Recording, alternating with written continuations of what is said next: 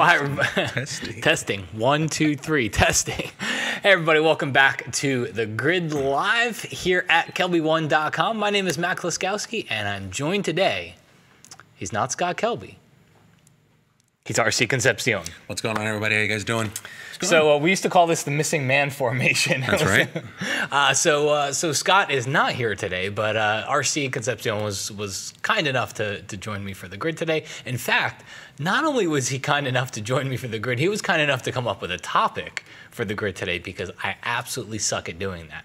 So, how's it going, man? Not bad, man. Running around. So, we haven't been on a show together in a while because it's just it's one of us is usually gone when the other is on the show. So. Yeah, it's been one of those things where it's like there's just a lot going on. It's too much stuff going on. How long has it been since we've been on a show together? A while. Bill Freaks? No.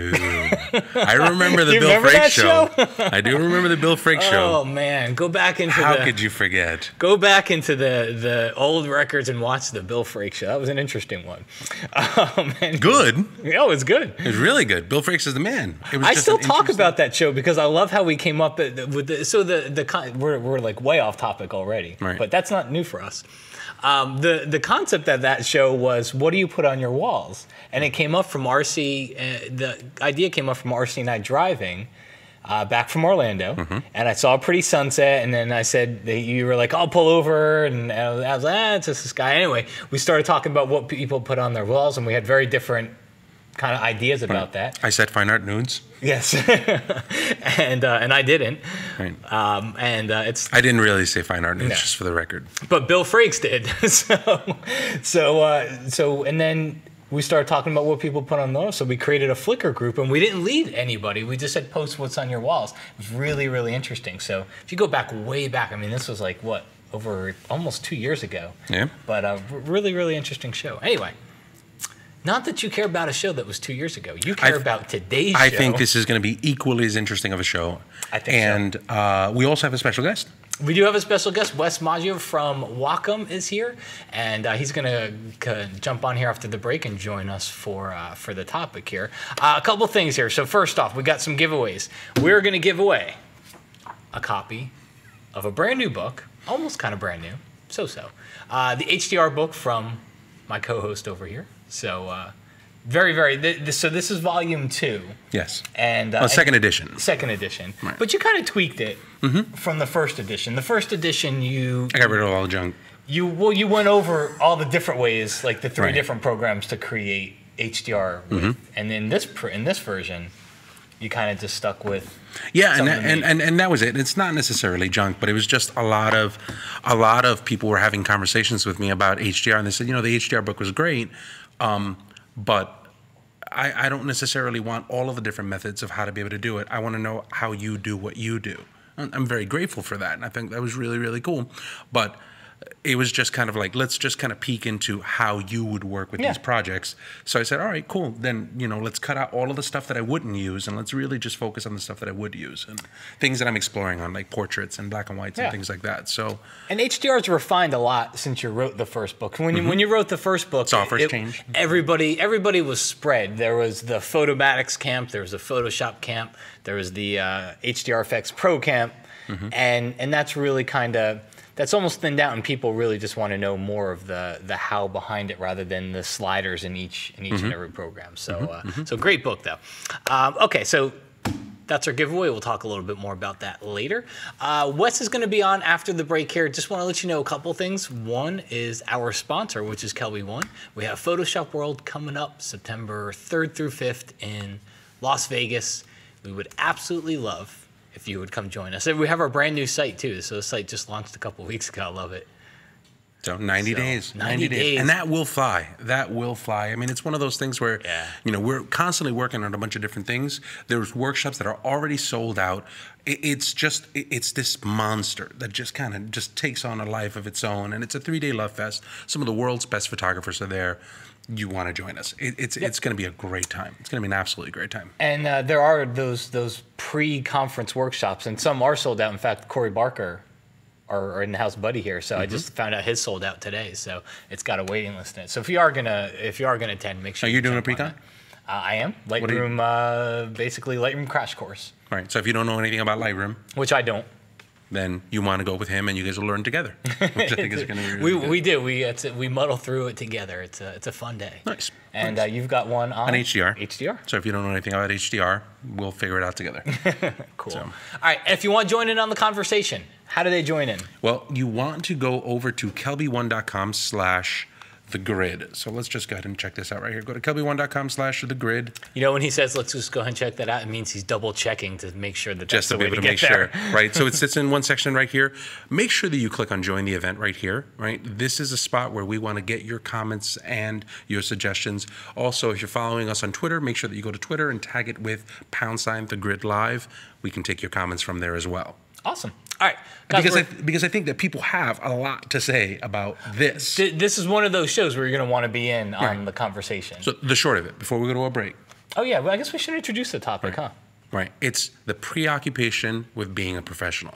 So there's a lot of stuff that happened like over the past week where all of a sudden it's like the concept of professional. What defines you as a professional? Amateurs versus professionals. What do you need in order to be a professional?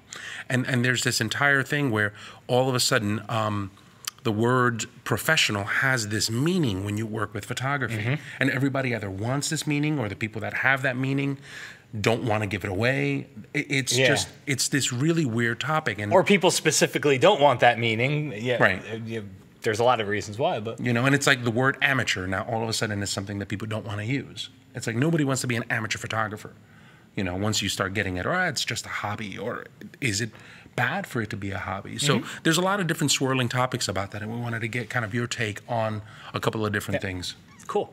All right, guys, we're going to take a very quick break. When we come back, we'll have Wes, and we'll jump into our topic as well. See you back here in just a minute.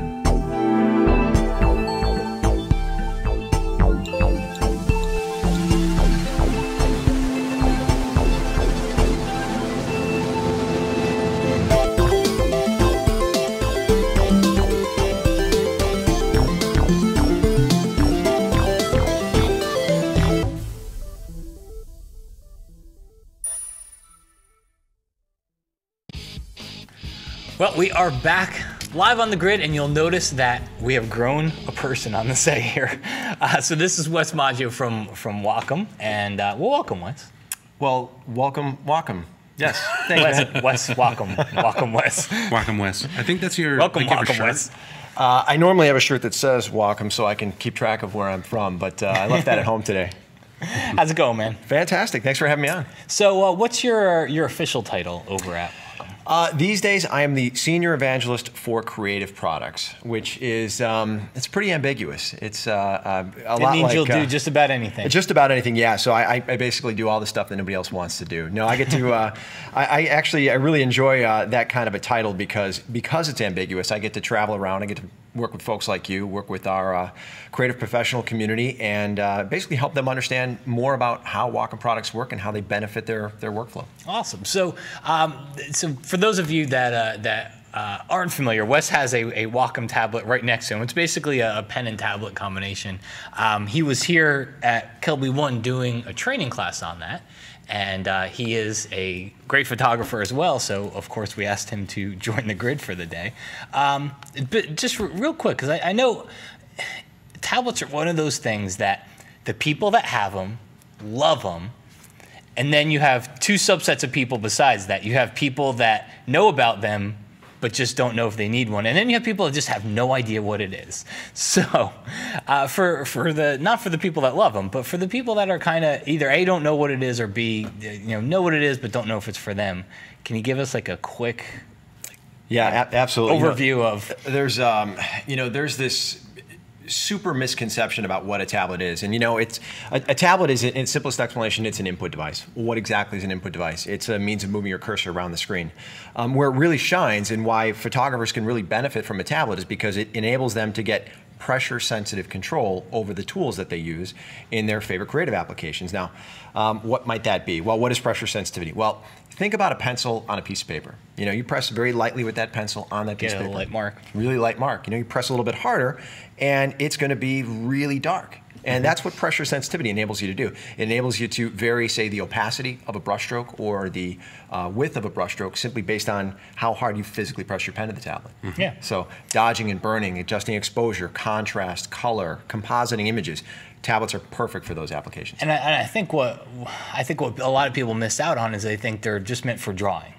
And they think I have to be a traditional artist where I used to draw to make use of a tablet, and I can attest to the fact that that is so much further from the truth because I am not that person. I wish I was. It's like one of those talents I always wish I had, but I don't.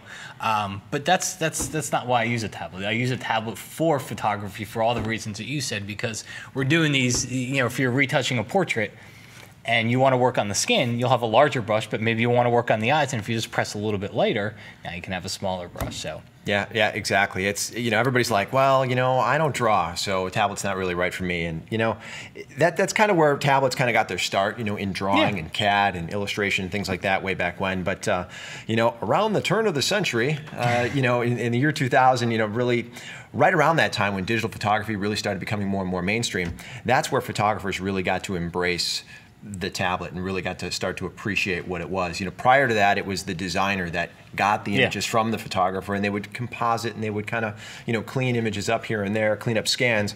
But and the tablet gave them that feel that they were used to. Exactly. Back in the so people were used to that then, or I should say those designers were.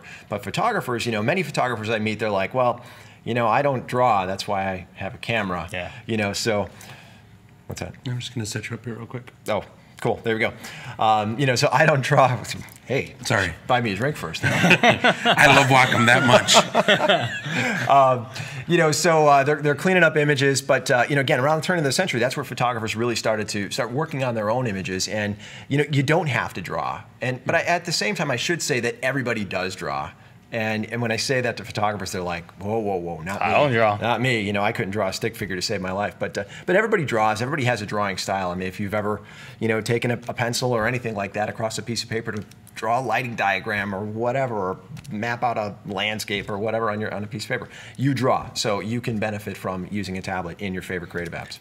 Like one of the things that I think that I like from a tablet standpoint and how I work with it, one of the best examples that I've seen recently is an example that came out of the Petapixel website. Petapixel did this article about Magnum photographers. Mm-hmm. They were talking about Magnum being like the best of the best photographers. Robert Capa and Bresson, all of those people are in there. And they had this article where they talked a little bit about the very famous prints that are done by these photographers, and they showed the finished print on the right-hand side, and on the left, they showed all of the post-processing that went into it inside of the darkroom. So if you look right here on the right, I'm just going to go and zoom in here so we can actually see a little bit of it. But it's a great article. But you see here on the left, you have the finished picture. And on the right, you have all of the different instructions that were set to be able to do that, right? Let's go look over here in this one section, right? There's a Muhammad Ali picture. Take a look at what's happening on the right, finished picture. On the left, all of the instructions. Right? One of my favorite ones is this one right here, where they showed Audrey Hepburn. Take a look at what they've done on the right with the final picture, and on the left, you have all of the instructions on how to be able to do that. From darkening, look at how much detail they've gone into when they've worked in the face. This is the kind of stuff that takes a good picture and moves it over to a great picture. And this is where I rely a lot on Wacom, because when you have to produce these pictures and you're looking at a final picture and you're going, that one spot, that one detail, when you have to do that over and over and over again, a mouse just doesn't cut it. We'd love to say that it does, and this is coming from a person who types and mouse. I mean, I'm like the biggest mouse fan here, but when it comes down to pictures, when it comes down to editing pictures, this is where that really, really sings. Yeah. It's a very important tool in that process. A good way I always help people think about it is think about signing your name with a mouse. Yep. Because it's weird to do, but it feels natural once you put the pen in your hand. And I like it just from an artistic standpoint. It's like, I don't consider myself really artsy, but I get the tablet and I get the pen and I feel like I'm actually like molding and sculpting and creating something. And a lot of people will say, I shoot so I don't have to use Photoshop. I actually like Photoshop. Like, I like working inside of Photoshop and Lightroom because it kind of gives me that feel for the photo. Oh, that's a good question. Yeah. Scott just finished coming in on the chat and said, Scott Scott asks Wes, can tablets help out for those who are mainly using Lightroom?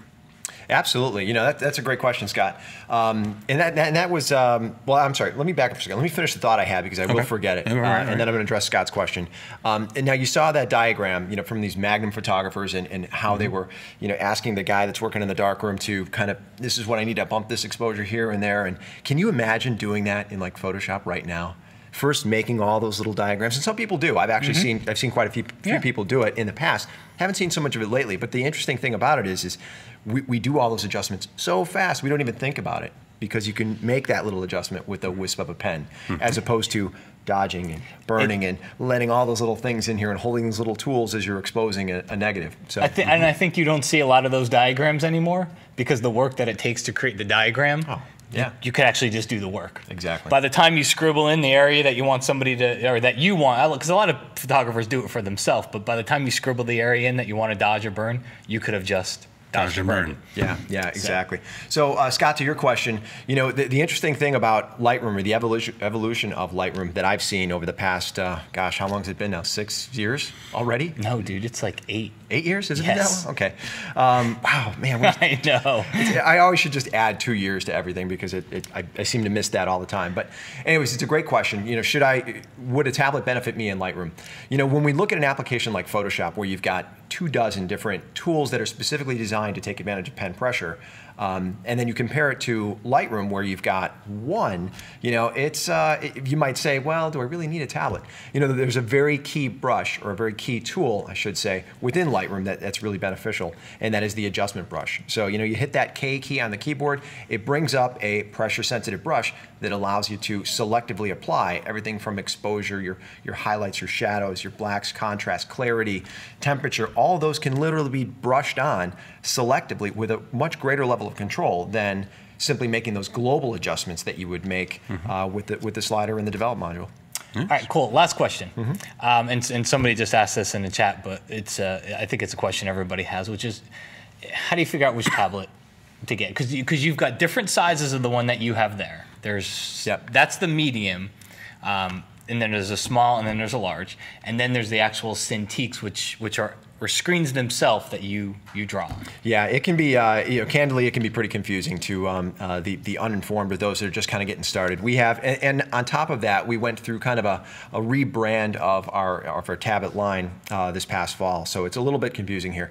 So basically, we have 2 different lines of tablets. I'll say that. We have Intuos and we have Cintiq. Now, previously we had something called the Bamboo. So if you've heard of a Bamboo tablet in the past, that was also ours. But basically what we did is we taken all of our tablets and wrapped them under the Intuos brand. That's our core tablet brand. It's available in 2 different flavors, Intuos and Intuos Pro. So which tablet's right for who? Well, it depends on a couple of things. One, how serious are you about your photography? Are you just getting started? Are you wanting to draw, annotate? Are you looking to manipulate photos and so on? The Intuos line is a great place to get started. It's available in a couple different sizes. Which size is right for you depends on, I know, get scared now, your drawing style. And again, we talked earlier about people not necessarily having, not being able to draw. Everybody has a drawing style. Some people will draw what I like to call these little kind of cocktail napkin sketches, and then others are, trained to draw more traditionally from the shoulder, from the elbow, making longer, broader sweeping strokes. If you're trained to draw, like that, you want a bigger tablet. From a larger tablet, exactly. When you look at Intuos Pro, and that's really the tablet that we recommend for most of the people that watch the grid. If you're watching the grid, you're probably pretty serious about photography. You're pretty serious about your work, whether you do it professionally, which we'll talk about, or as a hobby. But at the same time, the Intuos Pro tablet line is really ideal for those types of people.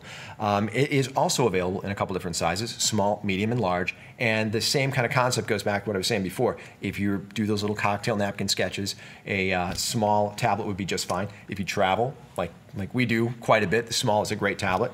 I happen to use a medium-sized tablet in my office, but I'm a little spoiled. I do work for Wacom, so I have both sizes. So how much did that cost you? Fortunately for me, it cost me about 70 hours a week. So I'm a small tablet user. So I'm the cocktail napkin guy. Yep. I've just, what it is, the way that I think about it is I want to be able to move across the entire screen just by moving my wrist, just by pivoting. And it lets me do that. And so I had to borrow one from you at Photoshop World. Yep. And I had the medium, and it was killing me. Yeah. It's like I felt like I had to move a mile, and it's only the medium. The medium's not that much bigger than the small, but it felt so weird to have to actually start using my arm to move it than just kind of pivoting my wrist on there. And at the office, I use a medium, and then when I travel, I used to use a medium for the longest time, but my bags have been trying to get smaller, so I actually just switched over. I switched over to a small. And then that's just like where I'm doing any kind of field work or sitting on a plane or doing something. A lot of the times, the small is usually the best for me. And then when I get to the office, I just switch over to the medium. All right, so we got to get to it. But the Cintiq is basically, it's got a screen built into it. Yes. That other tablet line that I was starting to talk about was the Cintiq tablet line. So imagine if we took this pen tablet technology and we built it right inside a custom designed flat panel display. So you can do all the things that you would do down here on a traditional tablet, what I call a traditional tablet, right there on the screen. Now, why would someone want to do that? Well, there's it's an interesting kind of thing. When you started using your mouse and you kind of held your hand on that mouse and you moved it around, you didn't look at your hand like this, looking where your cursor is going to go. No, you just kind of held your hand on that mouse and you watched your cursor, right? Well, the same kind of concept is here with a tablet, with a traditional tablet. But for some, it's a little disorienting at first. It's very easy to get over, but it is a little disorienting. When you're working on a Cintiq, it's just like drawing on a piece of paper. Where you put your pen on that screen is exactly where your cursor is going to appear. Anybody that's been watching the grid long enough has probably seen or has a general idea of what a Cintiq is. But again, it's ideal for someone that draws, that paints, that's looking to sketch or concept out drawings. And then for photographers, depending on the type of photography that you're doing, when you're working on a Cintiq, it's a lot like tracing. So if you've ever have to make masks, really precise masks, you can draw around an object with the lasso tool or even a pen tool on a Cintiq better than any other input method I've ever seen. Cool. All right. Well, thank you. I appreciate it, Wes. And I'm looking at the chat window, and there's like a ton of people saying, oh, happy Cintiq user here. They're all naming like which version of the tablet. And we'll have more information on this on the Kelby One site. I mean, there'll be some stuff that talks about getting all that. Like, there's like just small things. Like, I tend to use the buttons for rank, sort, and pick when I'm inside of Lightroom. Oh, yeah. Like, I'll grab it and I'll program the buttons and I won't touch anything. I'll just go to lights out, turn everything off, and then I just sit with the tablet in my hand and I just go reject, pick, reject, pick, reject, pick. Yeah. Where I'm like Wes not even using, I'm not even using the tablet part. I'm just pulling it away and I'm just looking at the images and just looking and just pressing buttons. Yeah. So I'm glad to hear you say that. I was like, I do that too. I think we learned from you. Yeah, cool. All right, so our topic. I'll kind of let you introduce it because you really came up with the idea. Right. The preoccupation with being a professional. We talked about this before we went to the break, but it's just this entire concept of amateur versus professional, and I'll tell a couple of different stories, a couple of things. Yeah. That I saw What on made the you web. What made you think of the topic? There was a couple of different things that came up. Jeremy Cowart had a great post where he was talking about why everyone wants to be a photographer. That kind of got me started. If you haven't seen it, make sure that you go to jerrycowart.com. You could take a look at it there. Dane Sanders had another thing that talked about the elephant in the room. This was a really interesting and the one. death of photography as we know it. There was a couple of other side things that kind of came up. Oddly enough, I was reading some. Not oddly enough. I mean, we're big fans of Tamara Lackey, but there was this one thing that came up here. Some small talk that she had this problem that came up, where she was just like, yeah. Somebody asked her, so you're a photographer? She said yes. And do you ever charge for any of your pictures? Yes. Well, hey, good for you. A little spending money to fund the hobby. Isn't that nice? And she had a pause, and she was like, actually, yes. Now, I thought Tamara handled it perfectly. I thought she's ever gracious about the entire thing. What I thought was interesting was how many people were just pissed at the fact that someone would dare make an assumption at the fact that Tamara Lackey would be doing this as a hobby. Yeah. It was just like, it was like, well, don't they know you're a pro? Don't they know you're this? Don't they know you're that? How dare they think that it's just for a hobby? And I'm like, what's wrong with it just being a hobby? Obviously, we know it's not Tamara's for hobby. her, yeah. It's her job. But it was just like, so what's wrong with it being a hobby? Well, what's wrong with using it to pay for feeding the habit?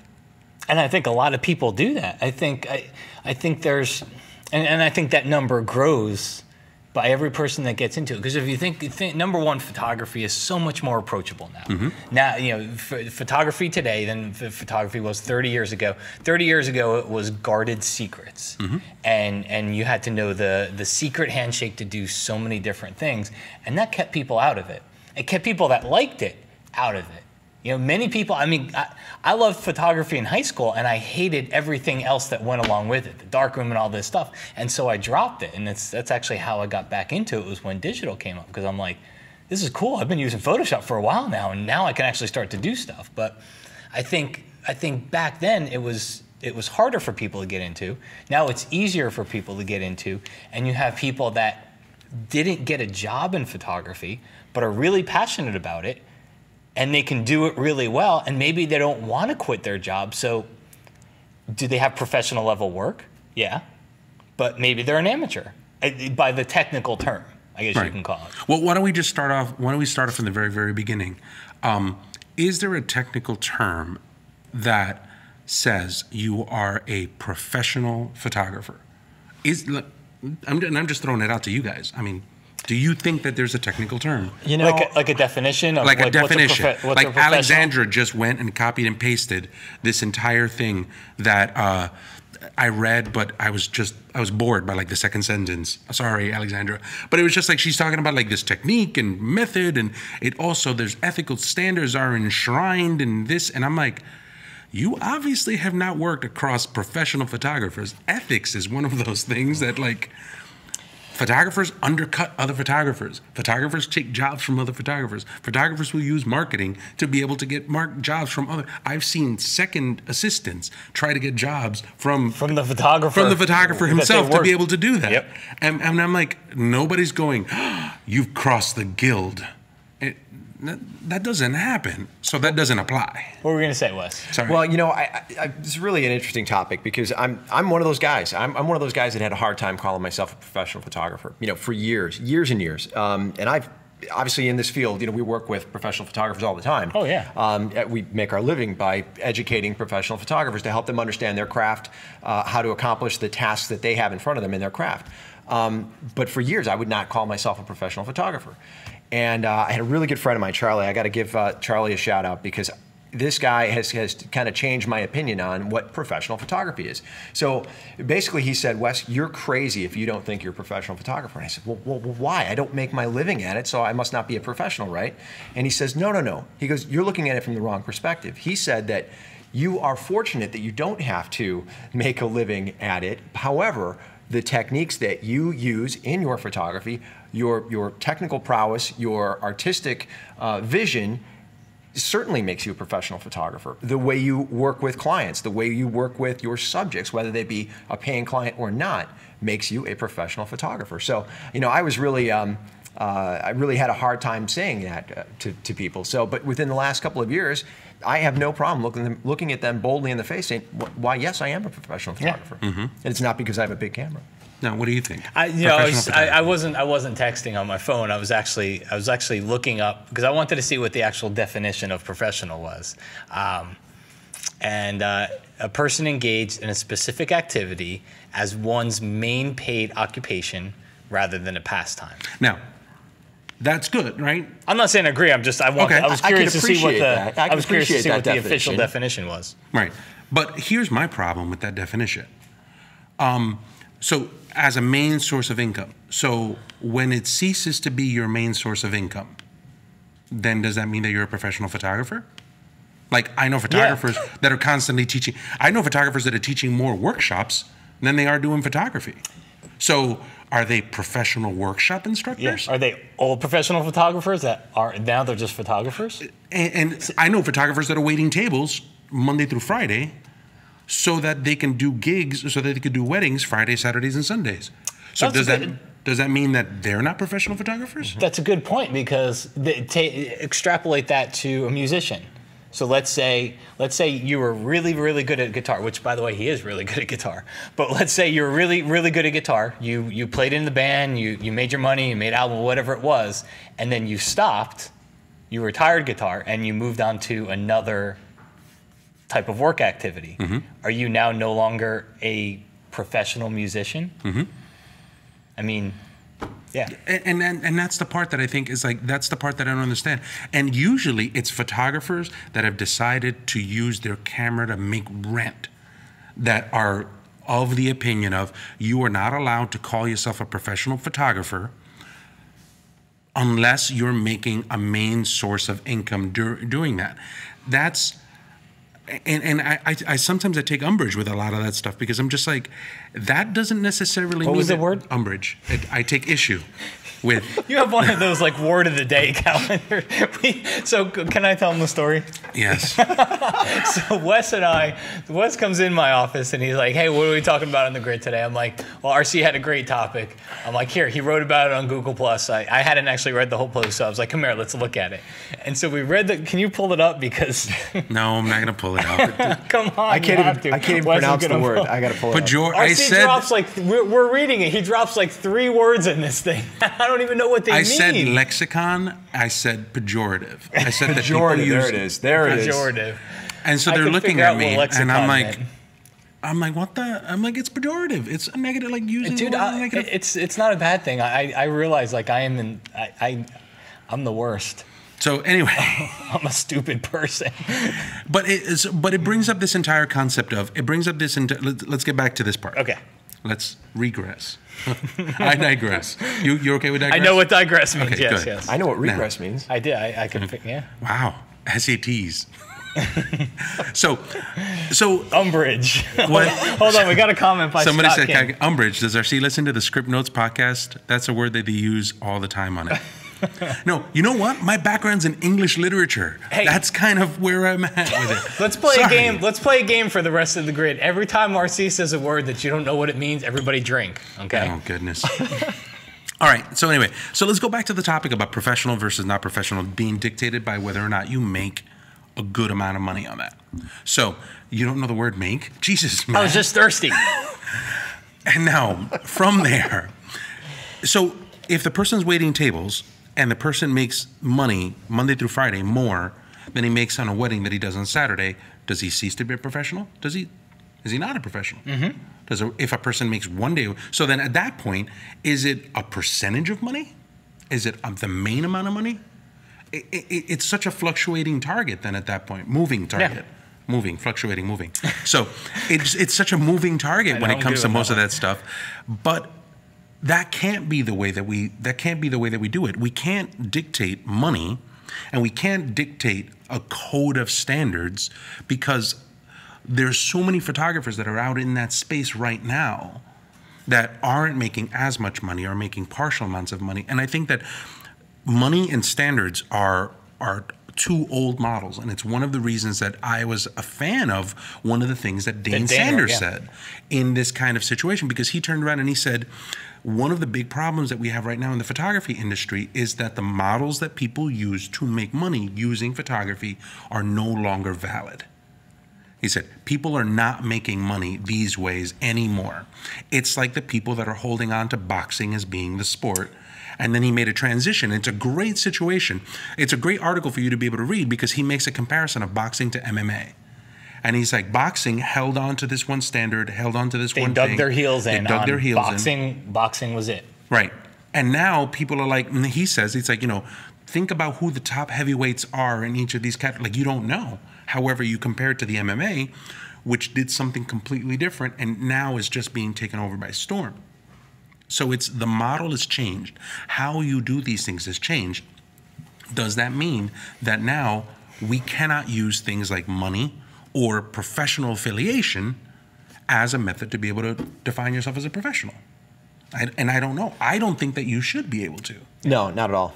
Not at all. But that changes a whole bunch of different things. And there's another, so if we assume that, then there's a couple of other things that happen because now it affects gear. Let's do this real quick then before we do anything else. Let's take a quick break. When we come back, I want to talk about, well, if we can't use money, the money you make, and the company you keep, then what is it? Then what do we use? Yeah. We'll examine gear. We'll take a look at gear when we come back. All right, cool. Need a little boost? Then fill up on fuel. Packed with practical tools and tips that will help you quickly advance your creative skills, these short ebooks get right to the heart of what you need to learn. Learn to shoot breathtaking nature photography, teach yourself game design, or impress your friends with the rockin' design of your new website. Written by top authors and trainers, Fuel Books offers friendly, straightforward instruction and innovative ideas to power your creativity. Starting at just $5, every Fuel Book comes in 3 formats: Mobi, EPUB, and an elegantly laid out PDF, so you can choose the reading experience that works best for you on whatever device you choose. Fuel Books, designed to inspire you.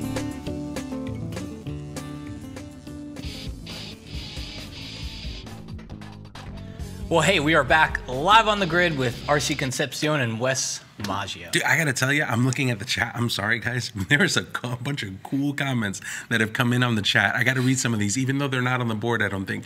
But like Philip Jacobs says, I guess if you make $50 a week or month with blah pictures, you would not be considered a pro.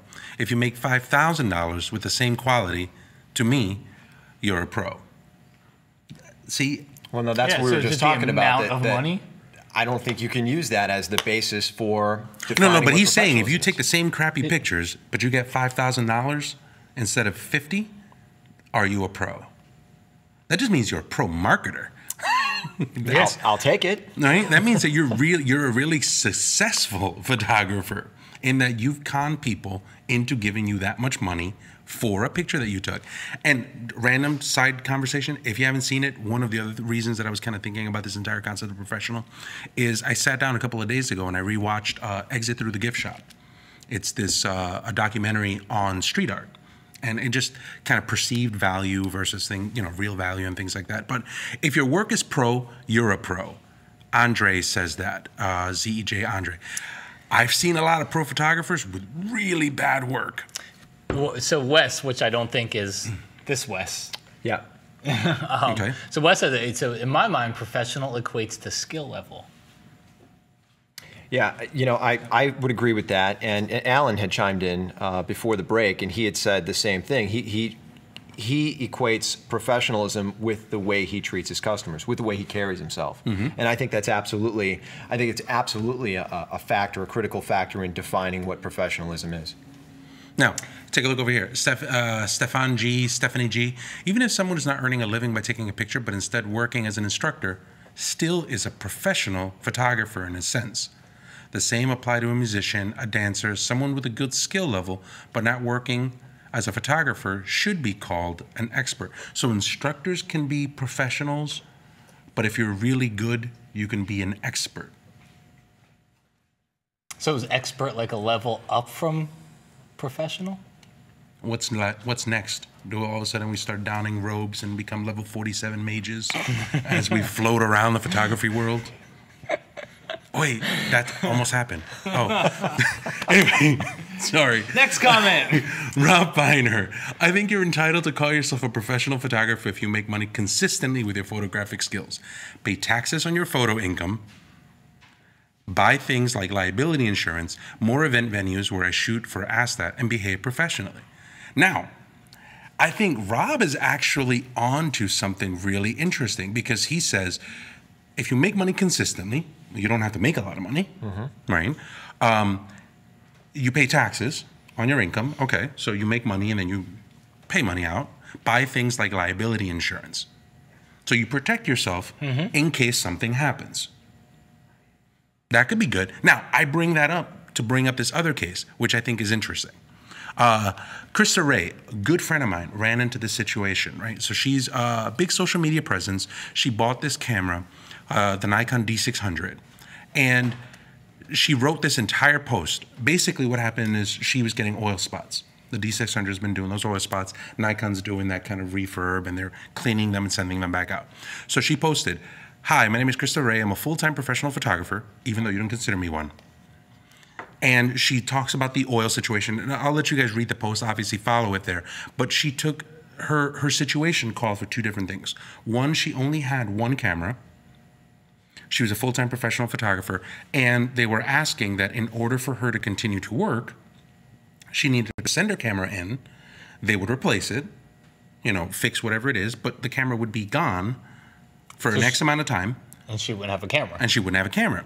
So her situation was, I'm a full-time professional photographer, but I only have one camera.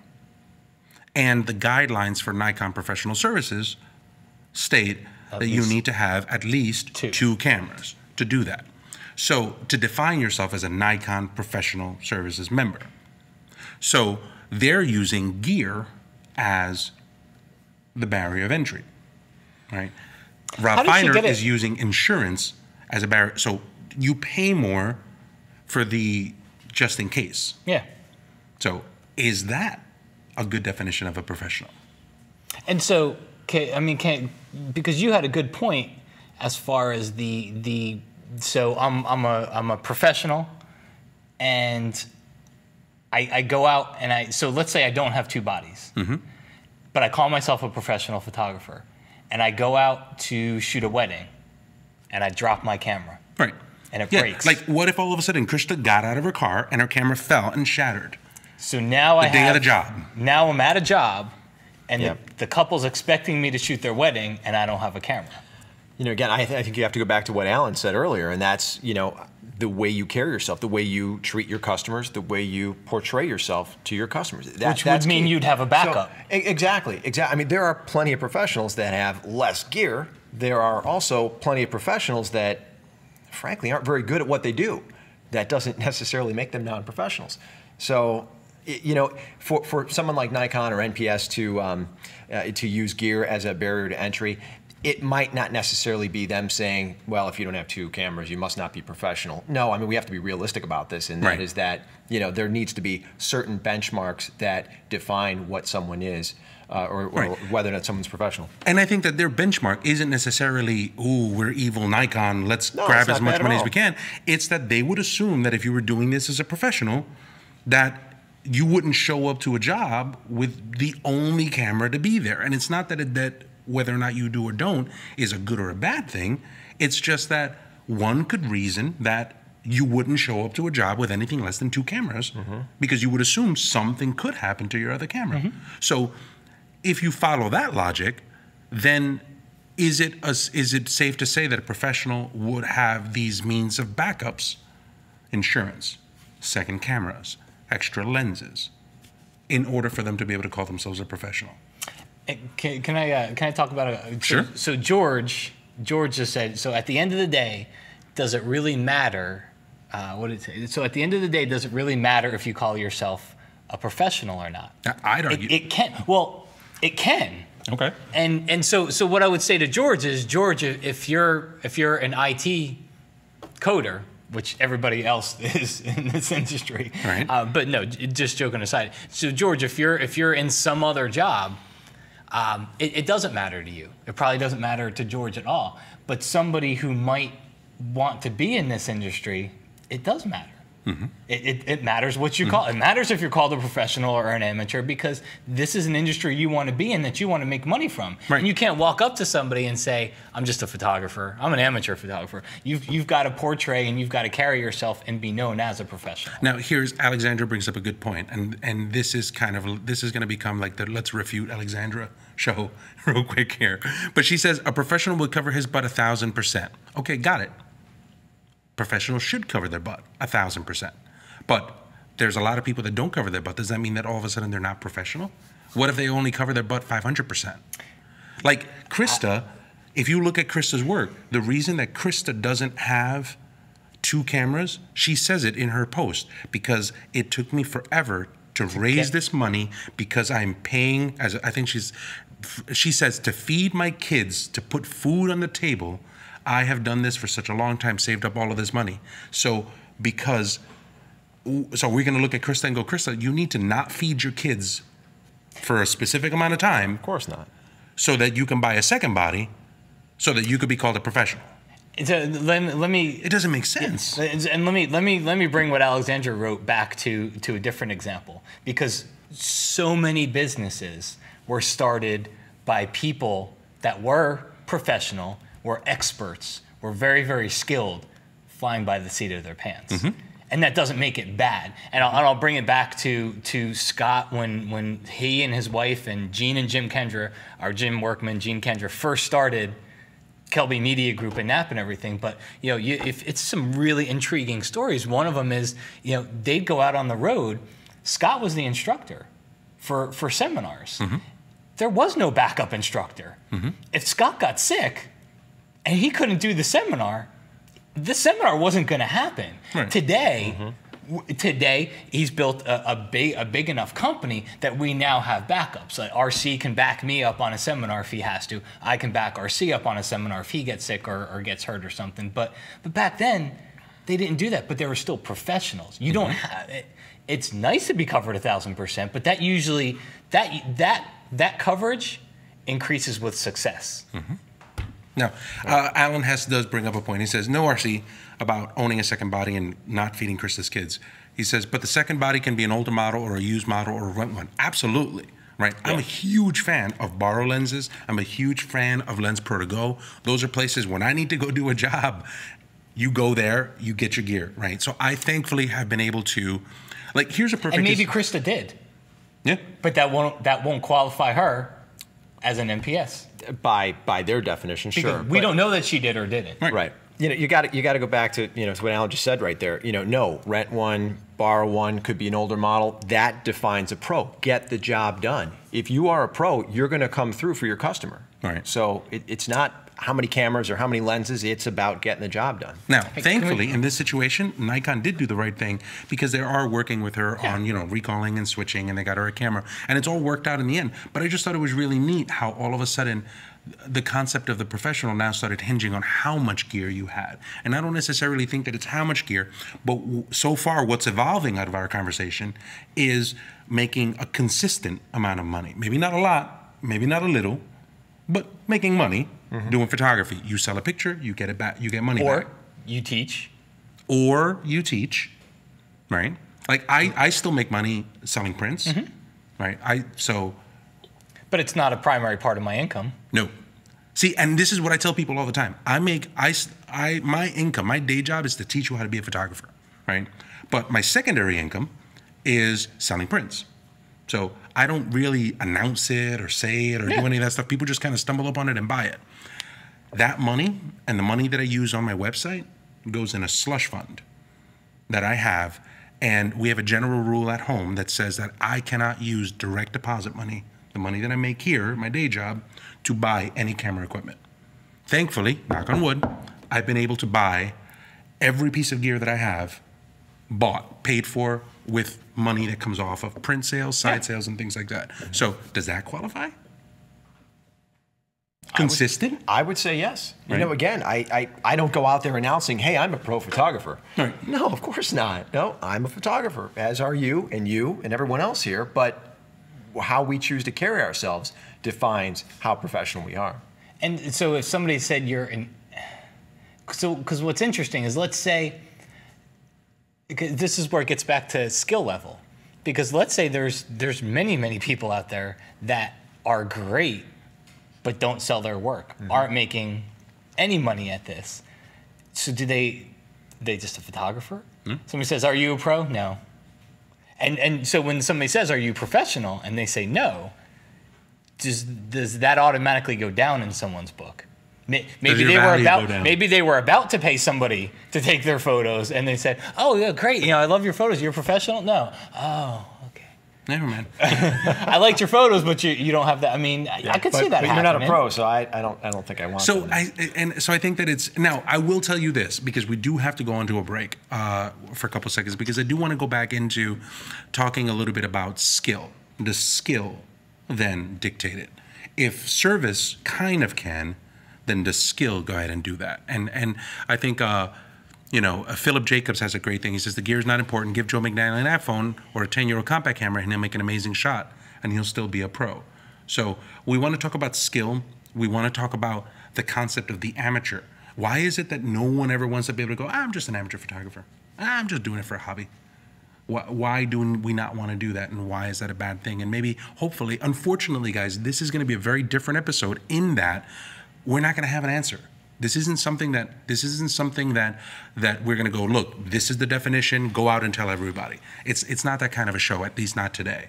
But it's things for you to be able to think about, and hopefully you guys will be able to mold all of this stuff into something that you think that you can do. Because I think a lot of people watching are in that position. Absolutely. I think if we took a poll out of everyone that's making 70 or more % of their income from photography, it'd probably be pretty low because there's just a lot of passionate photographers out there. Right. Yep. So let's take a quick break. When we come back, we've got more on the concept of professional skills, the concept of an amateur, and hopefully you guys can come up with your own decisions on professional photographers here on The Grid.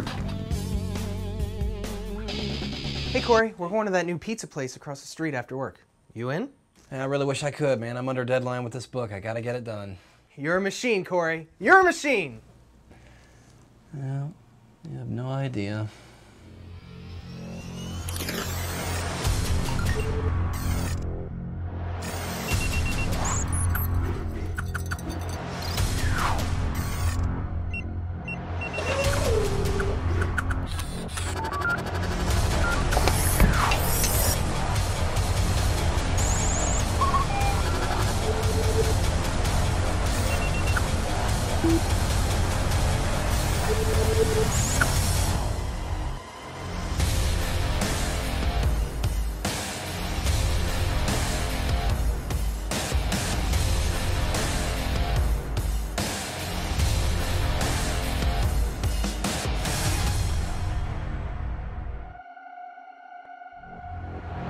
From the robotic compositing mind of Corey Barker, learn step-by-step Photoshop tricks, type effects, extracting, textures, Hollywood effects, and really badass 3D.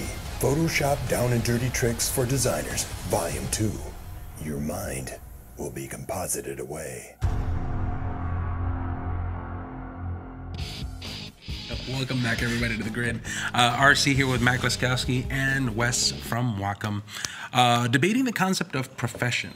It's a weird, it's a very thick concept. Well, we got a comment I really want to read, but I have it just made me think about it because we're concerned with what we're called, but I can go back on a forum that I don't even want to go into what the forum post was, but somebody had taken a blog post I wrote and kind of just bashed me over something, and an instructor that's in this industry gave me a very backhanded kind of a compliment in a way. It was the best kind. And so what he had said is it was talk about photography and Photoshop or whatever. But what he had said, he was sticking up for me in this post, and he goes, "Hey guys, Matt's not a professional photographer. Blah blah blah blah blah blah blah, and he's got this blah blah blah blah blah." And it's like he was sticking up for me, but all I could see is Matt's not a professional photographer. I'm like, but I am. But it kind of got me, because people were saying, well, it doesn't matter what you're called. But that was quite obsequious of him. So if you're sitting there and you're saying it doesn't matter what you're called, I tend to agree with you until you think you are and someone tells you you're not. And his basis for saying I wasn't was I can't even get into it, but it got me thinking about why that is important to people, you know. But anyway, we got a good comment here. So John Gelipter. So he says product produced and attitude. It has nothing to do with money. If you live in a town with volunteer firefighters and your house is on fire, I'll bet you don't care how much money they make, just how good they are at firefighting. Yeah. That's a great example. Yeah, absolutely. You're going to give me a good piece of work? Okay. Call yourself whatever you want. Just give me a good product. Yeah, I mean, cameras doesn't really, like, a lot of the times people are like, well, give some, cameras will define it, or what you've invested on camera. And I'm like, have you guys ever seen Ryan McGinley? Like, Ryan McGinley did the movie The Kids Are All Right, one of the youngest photographers that was ever featured at the Whitney, shot, I think it was the Olympics, with a point-and-shoot camera. Just shot with point-and-shoots. Amazing, amazing work. All done with a point-and-shoot camera. One of the most celebrated young photographers, like a kid phenom photographer. Yeah. Joey Lawrence went out and shot people, did amazing work in photography. And when you would show it, he would be like, oh, let me just show you my ghetto softbox. He had like this square with some tin foil on the inside of it with a light that went through it. And you'd be like, that's what you're going to use? So, it's not gear. Right. Can't be gear. But at the same time, we can't get away from gear entirely because the public has an opinion on what gear is. Which is why Joe doesn't show up. Which is why Joe McNally doesn't show up to the shoot. With a point and shoot. With a point and shoot. Well, exactly. I mean, you show up with a 70-200 lens and you've got a big honking camera in your hand. It makes a big difference than somebody that shows up with a teeny tiny entry level SLR or what have you. There is an opinion on that. And I not to call out Sony, for example, but they are. It is unfortunate for them that they're in kind of that perception battle. People look at Nikon and Canon, they see these big honking cameras, and the public assumes that they're professional. And then you've got somebody, say, with a Sony camera that's a lesser known brand as a professional camera show up, and it's significantly smaller in size, and they're like, oh, how cute. Oh, it's Sony. I've got a Sony. I must, oh, well, it's a nice hobby that you have there. So gear does play a part in professionalism, or the professional the marketing moniker. The marketing does. Moniker. So, yeah. Well, look at that. No, I'm good on that one. You're still good. I'm spent. At least I can infer what it means by that. Oh, good one. Hey, Andre says, okay, that's it. According to that, I won't ever be a pro because I won't ever work as a photographer. But if that's the case, being a pro photographer is nothing more than totally meaningless. It is no longer a privilege, cool title, or any of that. I gotta tell you, Andre, you're probably as close to the solution, in my opinion. You're probably as close to the solution as for you many think. people. Yeah. For many people out there, because I think he's kind of getting at to really break it down. I just like to take pictures. Yeah. I like to take nice pictures, great pictures. I'm good at it, but like it sounds to me like maybe he doesn't even want to cross over into that next phase. Now, and Wes, you were the one that pointed it out. It's like when somebody asks you now, are you when somebody asks to talk to you about this, you just say, I just say I'm a photographer.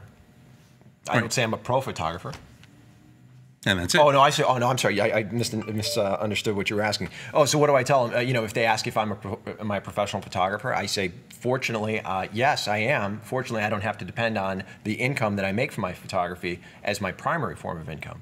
Right. So, if someone wants to define, that's, if it gets into that kind of a conversation where they're trying to, define whether or not it's my primary means of income, well, I'll tell them, no, fortunately, I don't have to. That doesn't change the fact that my skill level or the product that I'm producing is any less professional than if it were my primary form of income. Right. And I think that's where I tend to go with.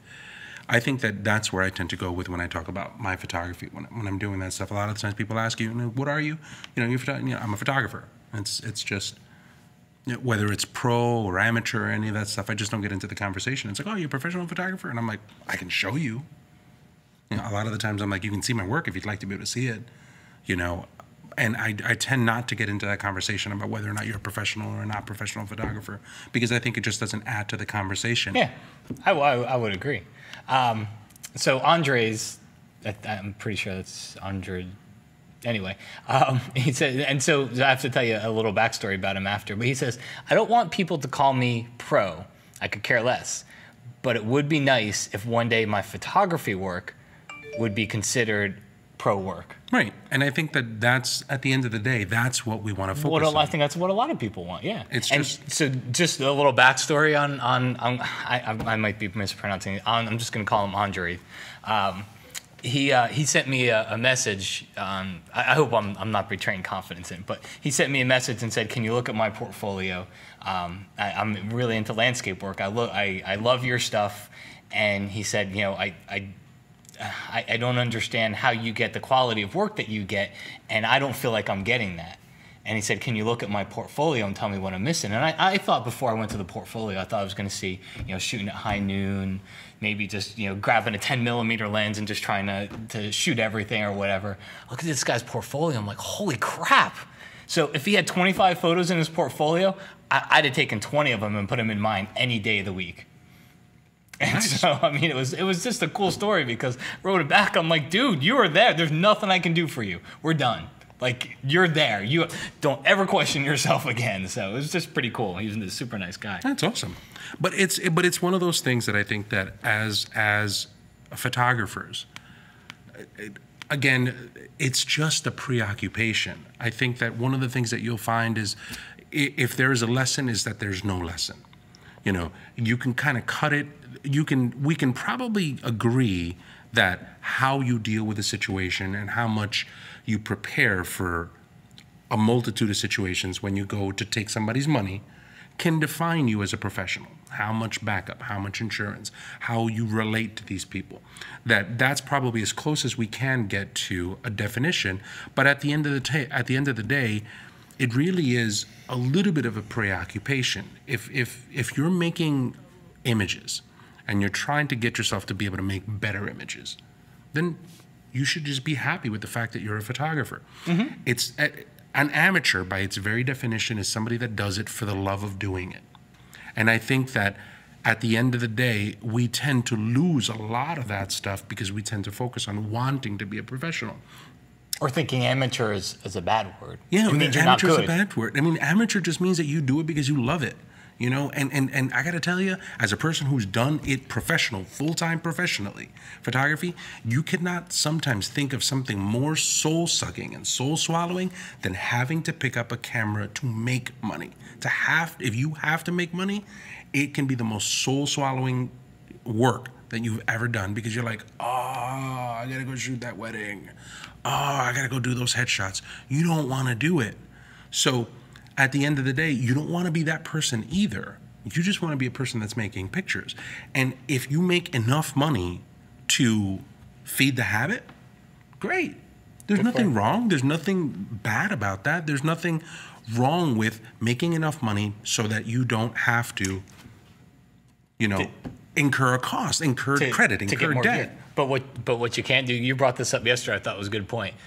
If you do cross over into that point where you do it for a living, you can't go and complain about the person that's making money just feeding the habit, because that's what happens. Yeah. You know, you get some people that are making money feeding the habit, and they get better and better and better and cross over into this is my full-time job, and then somebody steals a wedding from you because they charge $250.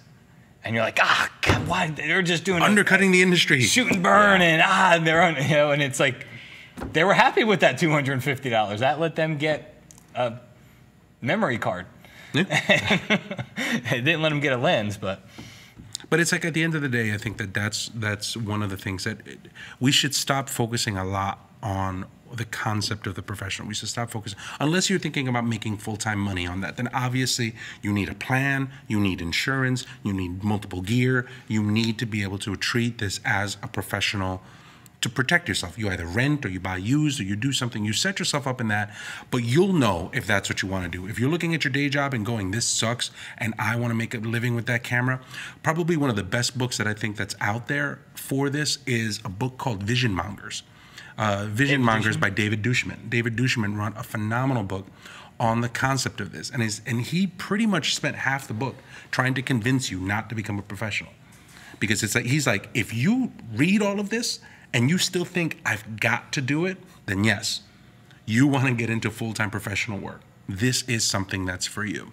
But I think focusing more on your pictures and letting, don't be so guilty about whether or not you make a little bit of money or a lot of money or that you're good or that you're bad. You're on the road. You're on the path. Where you are on the path is irrelevant. You're on the path. You should be happy that you're on the path. Absolutely. Alexandra just said, Matt, the clients get the wrong idea when someone is happy with $300. I don't think so. No, I think the client's pretty happy. I think they get pretty happy when someone's happy with $300. Well, you know, like you were saying, RC, I don't know that we're going to come to an agreement on all these answers here, and that comment right there can open up a whole new can of worms. You know, how much to charge. So, you know, or what you're charging defines professionalism. You know, again, that can just carry on this conversation for hours. Can you point them to Jeremy's and Dane's post together? If you want to get some more inspiration for most of this stuff, make sure you go here. So jeremycowart.com. This is the link. It's called Why Everyone is a Photographer, or Why Everyone is a Photographer. This takes a different space. He talks a little bit more about personal fulfillment, and the reason that we pick up a camera is because we like likes, and because we want people to like us. It's a great emotional take from a phenomenal professional photographer. So Dane Sanders, if you do a search for Dane Sanders Elephant in the Room, this will bring you into this conversation. You know, this will bring you into this one blog post. You could feel very, very differently about it, but it's something that I think that you might want to consider.